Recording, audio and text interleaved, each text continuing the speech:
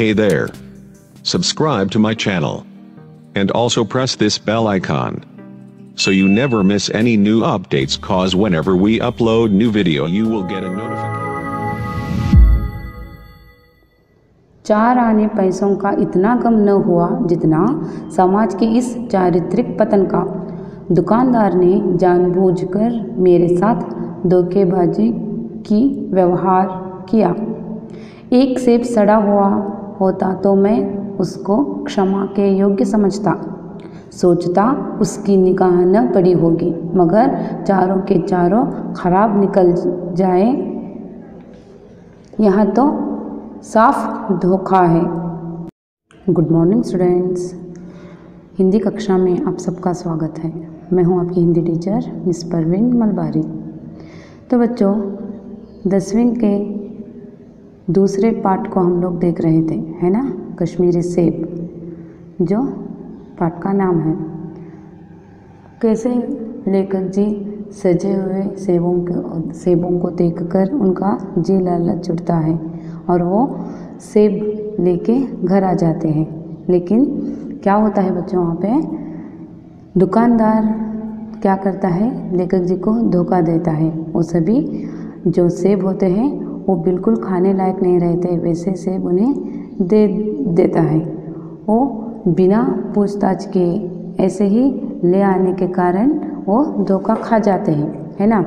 ये सभी हम लोगों ने प्रीवियस क्लास में देखा था।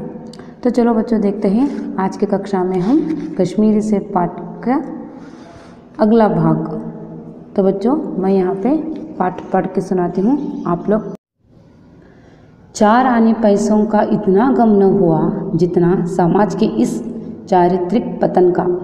दुकानदार ने जानबूझकर मेरे साथ धोखेबाजी का व्यवहार किया। एक सेब सड़ा हुआ होता तो मैं उसको क्षमा के योग्य समझता, सोचता उसकी निगाह न पड़ी होगी, मगर चारों के चारों खराब निकल जाए, यहाँ तो साफ धोखा है। देखो बच्चों, यहाँ पे क्या होता है, लेखक जी बिना देखे ही ऐसे ही विश्वास करके ले आते हैं सेबों को। इसे भी देखते हुए लेखक जी को लग रहा है कि दुकानदार ने उनके साथ धोखेबाजी का व्यवहार किया है, जानबूझकर उन्हें सड़े हुए सेब दिए हैं, है ना। तो चलो बच्चों, देखते हैं पाठ को आगे भाग। मगर इस धोखे में मेरा भी सहयोग था। मेरा उनके हाथ में रुमाल रख देना मानो उसे धोखा देने की प्रेरणा थी। उसने भांप लिया कि यह महाशय अपनी आँखों से काम लेने वाले जीव नहीं है और न इतने चौकस है कि घर से लौटाने आए। आदमी बेईमानी तभी करता है जब उसे अवसर मिलता है। बेईमानी का अवसर देना, चाहे वहाँ अपने ढीलेपन से हो या सहज विश्वास से, बेईमानी में सहयोग देना है। पढ़े लिखे बाबुओं और कर्मचारियों पर तो अब कोई विश्वास नहीं करता।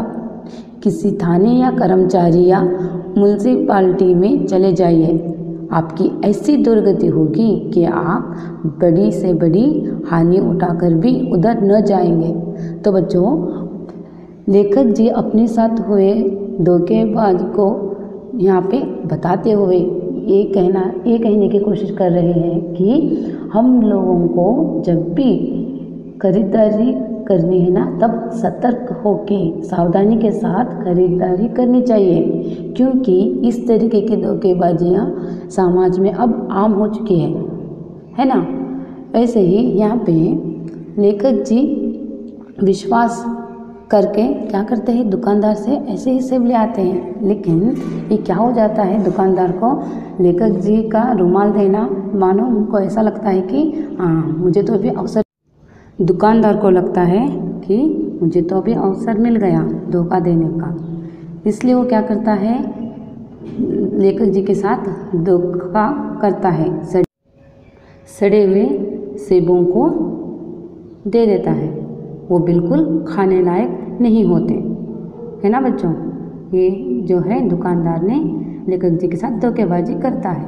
और तो और अब तो पढ़े लिखे कर्मचारियों पर भी कोई विश्वास नहीं रहा बच्चों। अब तो किसी पर भी ऐसे ही विश्वास करना बहुत ही मुश्किल हो जाता है ना। तो चलो देखते हैं आगे क्या होता है।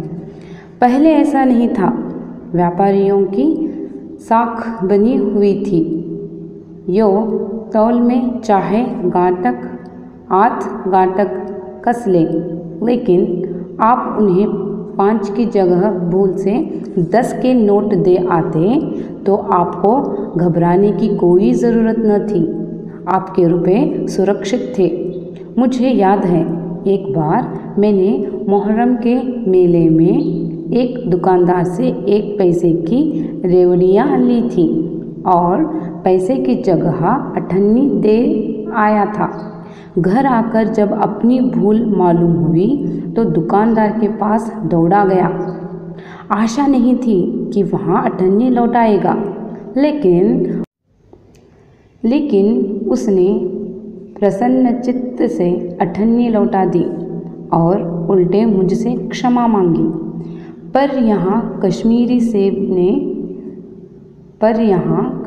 सेब के नाम से सड़े हुए सेब बेचे जाते हैं। मुझे आशा है पाठक बाजार में जाकर मेरी तरह आंखें न बंद कर लिया करेंगे, नहीं तो उन्हें भी कश्मीरी सेब ही मिलेंगे। तो बच्चों यहाँ पे लेखक जी कह रहे हैं कि पहले ज़माने में ऐसे धोखेबाजी का व्यवहार नहीं होता था।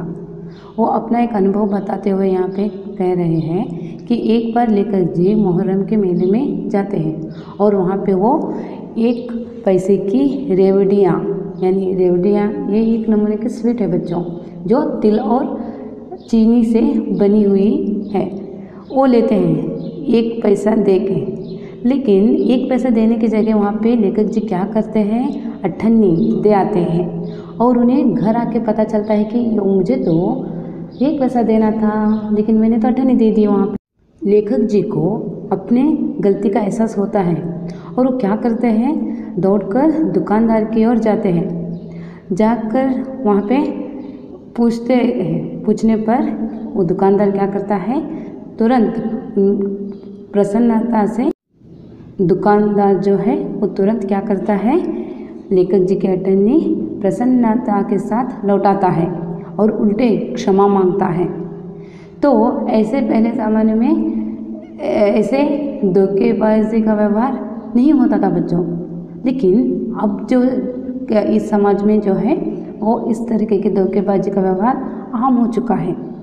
और यहाँ पे लेखक जी बच्चों को, सभी को यहाँ सचेत कर रहे हैं कि अगर खरीदारी करते समय सावधानी नहीं बरतेंगे तो उन्हें भी क्या मिल सकते हैं, उन्हें भी धोखा मिल सकता है। इसलिए हम सभी को क्या करना है बच्चों, सचेत रहकर सावधानी के साथ हमेशा खरीदारी करनी चाहिए। आशा करती हूँ कि आप सभी को यह पाठ समझ आया होगा। धन्यवाद।